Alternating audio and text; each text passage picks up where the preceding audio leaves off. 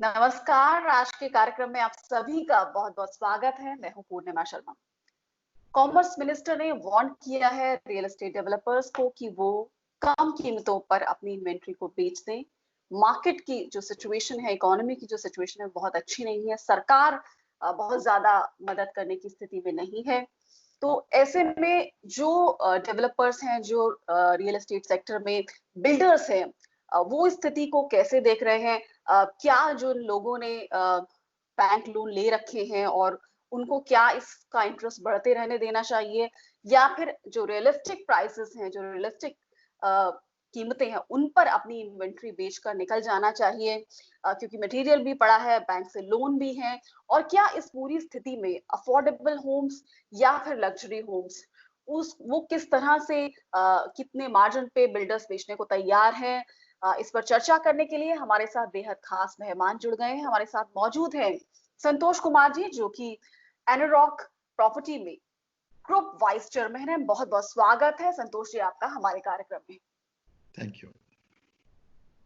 तो संतोष जी, अप्रैल के माह में हमने देखा कि एचडीएफसी दीपक पारेख जी ने भी ये इंडिकेशन दिया था कि प्रॉपर्टी जो प्राइसेस है उसमें हमें एक करेक्शन देखने को मिलेगा। सिटी इकोनॉमी की जिस तरह से बैंकर्स भी इसे देख रहे हैं, तो आप एनरॉक एक बहुत बड़ा प्रॉपर्टी बिल्डर्स का ग्रुप है, वहां से हैं आप। जेएलएल में भी रह चुके हैं, जो कि काफी बड़ा रियल एस्टेट में कंपनी है। तो किस तरह से आप मार्केट सिनेरियो को देख रहे हैं? बायर्स क्या स्थिति में है, क्योंकि लोगों की नौकरियां भी जा रही हैं, जिनकी नौकरी रही है वो उनकी सैलरीज भी कट हो गई है। इकोनॉमी की स्थिति हम जैसे देख रहे हैं, आप किस तरह देखते हैं अफोर्डेबल मार्केट को और लग्जरी मार्केट को? देखिए पूर्णिमा जी, जो अगर आप देखे जाएं तो पिछले 5-6 साल से जिस तरीके से रेसिडेंशियल रियल एस्टेट का जो हालात है वो इतना अच्छा नहीं था। अगर आप और दूसरे एसेट्स क्लास को कंपेयर करते हो, जैसे कि ऑफिसेस है या फिर रिटेल है, जो कि बहुत ही अच्छा कर रहे थे।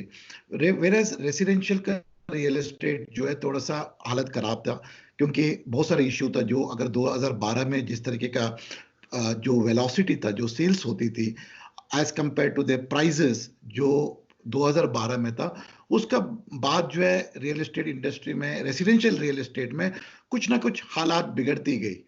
चाहे वो पॉलिसी पैरालिसिस थी जब मोदी जी के गवर्नमेंट से पहले, उसके बाद जिस तरीके का डिमोनेटाइजेशन हुआ, उसके बाद रेरा आया, उसके बाद आईएलएफएस की क्राइसिस आई, फिर सबवेंशंस हुआ। तो कोई ना कोई ऐसा इंसिडेंट की वजह से जो है रेसिडेंशियल रियल एस्टेट में कहीं ना कहीं दिक्कतें थी, जो कि वो इम्पैक्ट किया डेवलपर्स की लिक्विडिटी पोजीशन में, बायर्स की कॉन्फिडेंस में, डेवलपर्स की जो ट्रैक रिकॉर्ड थी, जो क्रेडिबिलिटी थी, वो कम होने लग गई। उसकी वजह से जो है जो कस्टमर्स जो है अल्टीमेटली जो कॉन्फिडेंस थी जो डेवलपर्स के ऊपर, वो खो बैठे। उसकी वजह से जो है रेसिडेंशियल जो बाइंग होती थी, जो कस्टमर्स जो बाई करते थे, उस पर कहीं ना कहीं कमी आई थी। उसके ऊपर जो है कोविड-19 का जो इम्पैक्ट भी आ गया, तो उसकी वजह से जो है लोगों का जो है नौकरियां, चाहे वो सैलरी कट हो, चाहे वो ले ऑफ हुआ, तो उससे भी बहुत बड़ा इम्पैक्ट रेसिडेंशियल रियल एस्टेट में होने वाली है। तो दोनों जो है माहिर है, जो दीपक पारेख जी जो एचडीएफसी के चेयरमैन है, ऐसे जो पीयूष गोयल जी ने जो बयान दिया है, वो उन डेवलपरों के लिए दिया है कि भाई, जो अगर आप लोगों को अपना लिक्विडिटी इंप्रूव करना चाहते हो, अगर आपको जो है जो आपके और दूसरी प्रोजेक्ट है जो कि रुकी हुई है, उसको अगर आप कंप्लीट करना चाहते हो, तो आपके लिए जो है अच्छा यही होगा कि अगर आपके पास कोई भी ready to move in stock पड़ी है, तो आपको जो भी आज के दिन में प्राइस मिल रही है, तो उसके हिसाब से आप इसको लिक्विडेट कीजिए। तो किसी ने ये नहीं बोला, एक एडवाइस ये जरूर दिया, अगर प्राइस भी कट करना पड़ेगा, आपको प्राइस में भी कोई डिस्काउंट देना पड़ेगा, आप दीजिए। बट आप अपना जो स्टॉक है आपके पास, उसको आप रखिए मत। इसको जो है आप ज्यादा देर तक मत रखिए, क्योंकि अगर आप रखोगे और दिक्कतों में आप आगे आ पाओगे। अगर आप जो है कोई प्रोजेक्ट आप नया लॉन्च करना चाहते हो, या उसको जो है कोई आपके अंडर कंस्ट्रक्शन प्रोजेक्ट है, उसको अगर आप compete करना चाहते हो तो आपको लिक्विडिटी की जरूरत पड़ रही है। आज जहां पे आपके पास एनबीएफसी जो कि लोन देने के लिए तैयार नहीं है, आपका बैंक में जो है आपको और बैंक से लोन नहीं मिल सकते, चाहे वो कंस्ट्रक्शन फाइनेंस हो, चाहे वो आपको एक्विजिशन करने के लिए हो। तो उस तरीके का दिक्कतें जब आप फेस कर रहे हो तो आपको एडवाइजेबल यही होगा कि अगर आपको जो है कोई कस्टमर मिलते हैं तो आप प्राइस देख के, अगर आपको डिस्काउंट भी देना पड़ेगा तो आप दीजिए। बट ये हर एक डेवलपर को एप्लीकेबल नहीं होगा। जो क्रेडिबल डेवलपर होंगे, जिनकी लिक्विडिटी अच्छी होगी, वो जरूर ये बात नहीं मानेंगे, क्योंकि उनकी कोई ना कहीं कॉस्ट होंगे, उनको कोई इस तरीके की दिक्कतें नहीं है आज के दिन में, तो वो अपने आप को होल्ड कर सकते हैं। बहुत बहुत सारे डेवलपर जो है, चाहे वो एनसीआर रीजन में हो, चाहे वो और किसी ज्योग्राफी में हो, उनके लिए ये दिक्कतें आ सकती है। तो इन्होंने दोनों ने जो है एडवाइस किया कि ये एक अच्छा प्रपोजिशन है, आप अगर प्राइस में डिस्काउंट देके भी अगर आप बेचना चाहते हैं तो बेच दीजिए, ताकि आपकी जो है कंटिन्यूटी जो है बिजनेस में, जो कंटिन्यूटी है वो बने रहे। तो ये सजेशन इन दोनों ने दिया है। जी। आपको क्या लगता है कि अफोर्डेबल मार्केट में किस तरह का आप सिनेरियो देख रहे हैं, किस तरह का बदलाव देख रहे हैं? क्या आपको लगता है कि जो अफोर्डेबल मार्केट है वहां भी प्राइस रिड्यूस करने की जरूरत है? क्योंकि जिस तरह से सीएलएसएस स्कीम है उसमें भी उसका भी एक्सटेंशन कर दिया गया है अगले साल तक के लिए, एमआईजी ग्रुप को जो दिया जाता है। तो आपको लग रहा है जो लोग खरीद सकते हैं उसमें भी आप बदलाव देखने जा रहे हैं? प्रियंका जी, देखिए, ये बहुत बड़ी मुश्किल की काम है कि प्राइस कितना कम कर पाएंगे कोई भी डेवलपर, जी। क्योंकि अगर एफोर्डेबल सेक्शन में भी अगर आप देखेंगे तो गुंजाइश ही नहीं है आज के दिन में डेवलपरों को इतना ज्यादा कम करने के लिए। तो सरकार ने जितना फैसिलिटीज दी है कस्टमर्स को, चाहे वो आप सीएलएस से आपने जो एम्यूनिटीज मिल रही थी, जो फैसिलिटीज मिल रही जी। थी, वो गवर्नमेंट ने एक्सटेंड किया है। प्लस जो है बहुत सारे डेवलपर्स भी जो है कोई ना कोई स्कीम लेके जो कस्टमर को जो बेनिफिट दे सकते हैं वो दे रहे हैं। बट मुझे नहीं लगता है कि डेवलपर के पास इतना सारा बहुत ज्यादा गुंजाइश है अपनी कॉस्ट को कम करने के, क्योंकि इनके पास भी जो है कॉस्ट कम करने की कोई कोई कंट्रोल नहीं है। क्योंकि आप देखिए आज के दिन में अगर कोई अंडर कंस्ट्रक्शन है, आज लेबरर की सबसे बड़ी इश्यू हो रखी है, लेबर मिलेंगे नहीं। अगर आपको लेबर मिलेंगे वो महंगा लेबर मिलेंगे। आप और सारे मटेरियल की जो बात कर रहे थे, चाहे वो स्टील हो, चाहे वो सीमेंट हो, चाहे और कोई इनपुट कॉस्ट है, तो उसमें भी कोई कमी नहीं आई है। प्राइस में उतने का उतना ही प्राइस है। लैंड कॉस्ट आपका जो है कोई कमी नहीं है। आज भी अगर आप लैंड के बारे में बात करते हैं, आपको लैंड में कोई करेक्शंस नहीं आई है लैंड प्राइसों में। तो ये सब सिचुएशन देखते हुए मुझे नहीं लगता है कि डेवलपर्स में इतना ज्यादा गुंजाइश है। अगर अपना मार्ज, जैसे आपका जो है जो अफोर्डेबल हाउस है उसमें डेवलपर का मार्जिन 10 से 15% का होती है, वो अपना 10 से 15% मार्जिन को कम कर सकता है। बट इससे ज्यादा जो है नीचे जाके अपना कोई भी बंदा नुकसान करते हुए मुझे नहीं लगता है कि मार्केट में लॉन्च करेगा कोई भी प्रोजेक्ट को जो है। तो इसको देखते हुए मुझे लगता है कि आज की जो प्राइस है, जो कस्टमर्स को मिल रही है, वो सबसे अच्छा प्राइस है, क्योंकि आज हाउसिंग लोन जो है बहुत कम में मिल रही है। गवर्नमेंट ने बहुत सारे स्कीम्स जो है कस्टमर्स को दे रखे हैं। उसको देखते हुए ये अच्छा टाइम है। जो प्राइस, जो इस तरीके का जो सिचुएशन आ चुके हैं, उसमें सबसे बेस्ट प्राइस में कस्टमर्स के लिए जो है घर मिल रही है। तो कस्टमर्स को ये फायदा उठाना चाहिए। जी। साथ ही लग्जरी मार्केट की हम बात करें, जो लग्जरी होम्स हैं, उनमें भी आप कुछ करेक्शन होता देख रहे हैं? देखिए अगेन पूर्णिमा जी, इसमें जो है एक ही है कि जो रेडी टू मूव इन है, रेडी टू मूव इन में जरूर आपको प्राइस डिस्काउंट मिल सकती है। अगर आप किसी भी डेवलपर के पास जाओगे, आप पूरे के पूरे इंटरेस्टेड हैं, आप पूरे के सीरियस है बाई करने के लिए, डेवलपर आपको जो है डिसअपॉइंट नहीं करेगा आज के दिन में, क्योंकि उनको जो है अपने स्टॉक को लिक्विडेट करना ही है। बट जिस अगर अंडर कंस्ट्रक्शन का प्रोजेक्ट है, उसमें मुझे नहीं लगता कि आपको बहुत ज्यादा फायदा मिल पाएगी। बट आपको जो है सबसे ज्यादा, आज सबसे कम इसमें आपको लोन मिल रहा है, ईएमआई मिल रही है। एंड जो ready to move in project में आज के दिन में जो गुंजाइश है डेवलपर के पास अपने प्रॉफिट को सैक्रिफाइस करने के लिए, वो जरूर करेंगे, अपना स्टॉक को लिक्विडेट करेंगे। एंड कस्टमर्स को जो है जितना भी बेनिफिट मिल सकते हैं वो आज के दिन में मिल सकता है। बट अगर आप होल्ड ऑन कर रहे हो, अगर आपको जो है आप आगे का सोच के जो है आप खरीदने की अपनी उम्मीद जाहिर कर रहे हो, तो आपको, मुझे नहीं लगता है कि इसी प्राइस में आपको आगे जाके मिलेगा। जी। अ, साथ ही जिस तरह आपने कहा कि जो प्रोजेक्ट अभी चल रहे हैं, उसके लिए भी रेरा की कुछ गाइडलाइंस है कि आपको 6 महीने में पूरा करना है, आपको उसका एक्सटेंशन ऑलरेडी मिल गया है। तो क्या डेवलपर्स, और अगर बहुत ज़्यादा होता है तो 9 महीने तक का, तो क्या डेवलपर्स इस स्थिति में हैं कि वो इस समय में अपने प्रोजेक्ट्स को पूरा कर लें? देखिए, मार्केट में आज के दिन में बहुत सारा चीजें हो रही है, कुछ डेवलपर्स नहीं कर पाएंगे। बहुत से लोगों का जैसे लिक्विडिटी पोजीशन है, उनकी बहुत से लोगों का ट्रैक रिकॉर्ड जो है बहुत खराब हो रखा है। सिबिल जो है, रेटिंग्स है उनकी बहुत खराब होने की वजह से उनको और फंडिंग नहीं मिल सकती है। लेकिन मार्केट में क्या जी, हो रहा है कि कहीं ना कहीं कंसोलिडेशन का भी बात निकल रही है। कोई बड़ा डेवलपर छोटे डेवलपर के जाके अपनी प्रोजेक्ट कंप्लीट करने के लिए मदद कर रहे हैं। कोई ना कोई जो फंड्स जो है वो किसी ना किसी डेवलपर्स को मदद कर रही है, किसी को टॉप अप करके अपना जो पुराना जो लोन्स थे उसी में जो है उनको जो है कंस्ट्रक्शन और कंप्लीट करने के लिए पैसा दे रहा है। जैसे सरकार ने जो एक स्वामी फंड बनाया था एसबीआई कैप के साथ मिलकर जो है, उस पे जो है जो जो कि लास्ट माइल फंडिंग है, जो कि जी, ऐसा प्रोजेक्ट है जहां पे अभी थोड़ी सी टाइम 12-18 महीने का ही कंस्ट्रक्शन कंप्लीट जी, होने में अभी टाइम लग रहा है। तो उसमें जो है सरकार भी जो है मदद करे उस डेवलपर को कि आप लोग कंप्लीट करो, एंड उसमें कुछ गाइडलाइंस गवर्नमेंट ने बना के रखा हुआ है। तो कहीं ना कहीं सरकार भी डेवलपर्स को मदद कर रहा है, कहीं ना कहीं जो बड़े डेवलपर है वो भी छोटे डेवलपरों को मदद कर रहे हैं, ताकि कस्टमर्स को जो है कहीं ना कहीं कोई ऐसा प्रॉब्लम ना हो सके। बट मुझे लगता है कि जितना भी आज के दिन में अनसोल्ड प्रोजेक्ट या अनकम्प्लीटेड प्रोजेक्ट है, उस पे मुझे 60 से 70% जो है कंप्लीट होने का मुझे उम्मीद है। जी।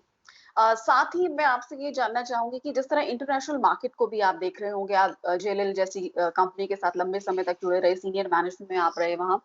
तो इंटरनेशनल मार्केट भी, चाहे स्पेन हो, चाहे यूके हो, चाहे वेस्टर्न वर्ल्ड हो, वहाँ ये कहा जा रहा है पिछले 10 सालों का सबसे बड़ा गिरावट अ, जो क्रैश हो रहा है प्रॉपर्टी मार्केट में, वो देखा जा रहा है।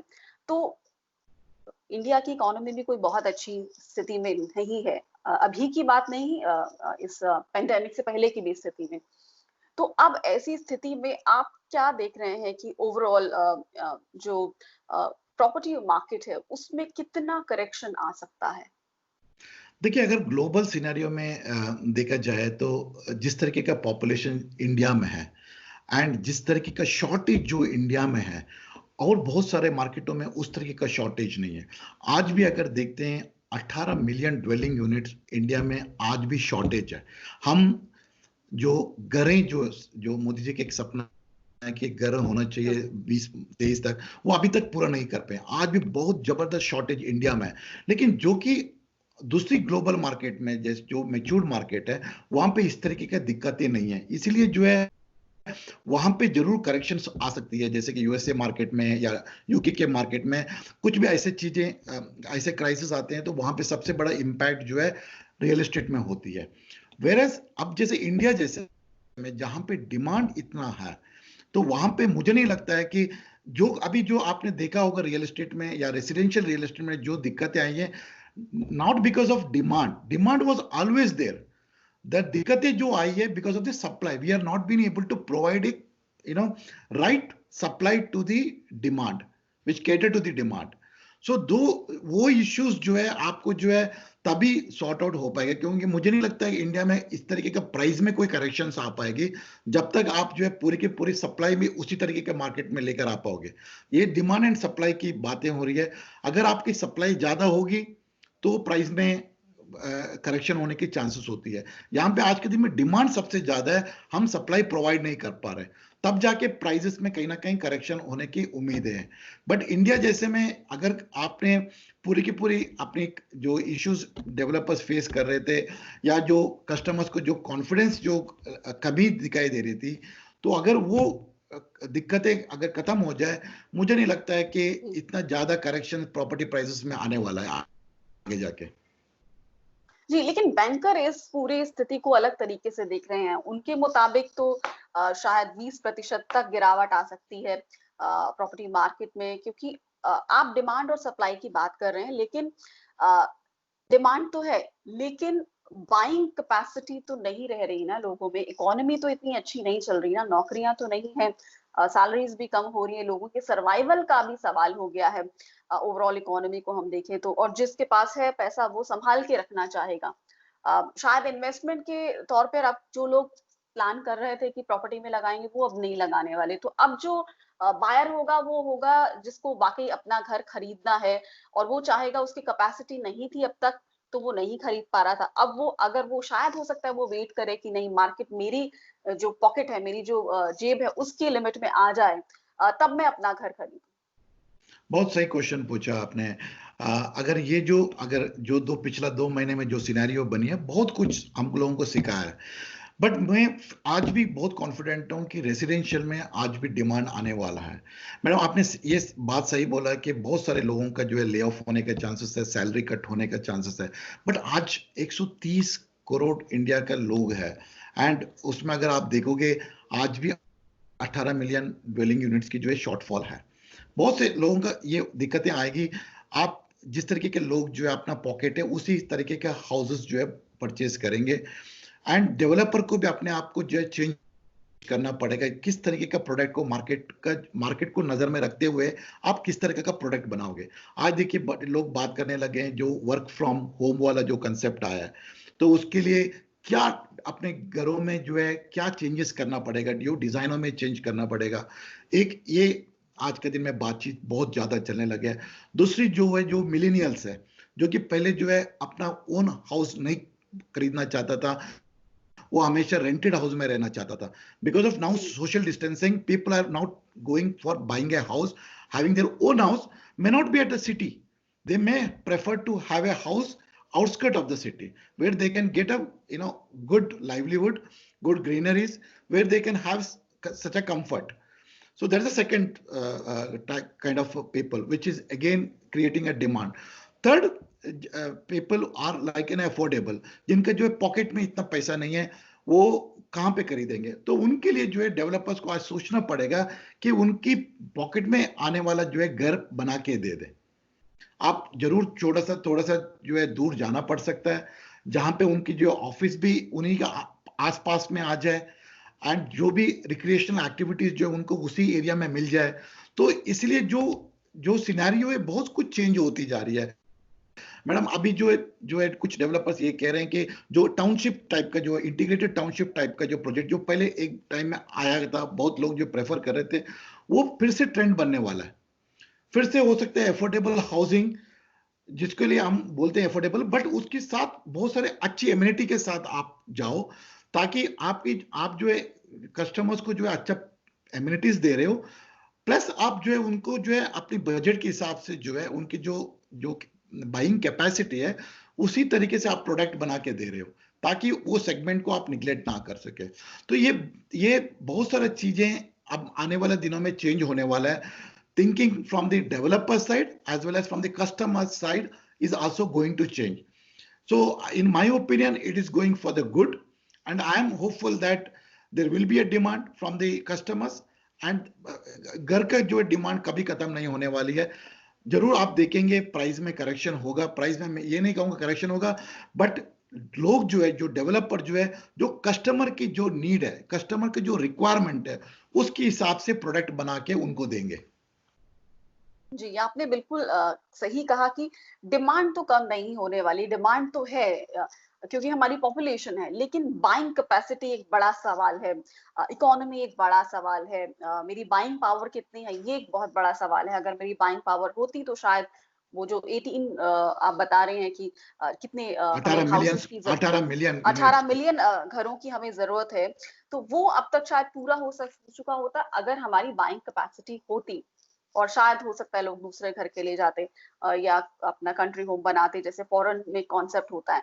लेकिन यहाँ बाइंग पावर की बात है, यहाँ इकोनॉमी की बात है, यहाँ एम्प्लॉयमेंट की बात है, यहाँ सर्वाइवल की बात है। तो जाहिर तौर पर डेवलपर्स बायर्स के इस पर्सपेक्टिव को भी समझ रहे होंगे। आपको क्या लगता है कि जो हमारी मेट्रोपॉलिटन सिटीज हैं, हमारी टियर 1, टियर 2, टियर 3 सिटीज हैं, कहाँ से ज्यादा आपको लगता है कि आपके जो लोग हैं वो घरों को खरीदने वाले हैं? देखिए, डिमांड जो हर जगह से आ रही है, अब जैसे कि अभी हम लोग सोच रहे हैं कि बिकॉज ये माइग्रेंट लेबरर्स बहुत सारे गांव की तरफ चले गए हैं, तो क्या एफोर्डेबल हाउसिंग का जो कहानी थी, क्या वो शिफ्ट मेट्रोपॉलिटन सिटी से रूरल एरियाज में जाएगी? दूसरा, जो आपकी जो आईटी सेगमेंट में जो काम कर रहे थे, जो कि हम बोलते हैं व्हाइट कॉलर लोग, वो वर्क फ्रॉम होम की कंसेप्ट होने की वजह से, कि बहुत सारे कॉर्पोरेट ने बोला कि हम जो है 75% of the workforce are not going to work from the offices now, they are going to work from the homes only. Considering that, मेरे ख्याल से बहुत सारे कॉर्पोरेट जो है उनको इंसेंटिव्स देने वाले हैं, जाओ आप जो मेट्रो सिटीज में रहने की जरूरत नहीं है, आप जाके थोड़ा सा पेरिफेरियल सिटीज में जो है कि सबर्बन सिटीज में जाके आप रह लो, जहां पे एनवायरनमेंट अच्छा होगा, आप वहीं से ऑपरेट कर लो। तो इस तरीके से मेरे ख्याल से ये डायनामिक्स जो है थोड़ा सा जरूर चेंज होगा। लोग जो है, चाहे अभी जो है जिस तरीके से लोग जो है गाँव में जा रहे हैं, हो सकते हैं वो वहीं से रह के काम करें। कुछ लोग जो है अपना सेकेंड होम के हिसाब से जो है दूसरी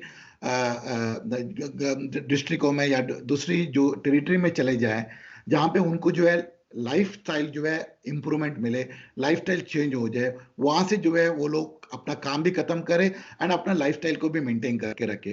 तो ये तरीके के चेंजेस जो है बहुत आगे जाके ये चेंजेस होने वाला है।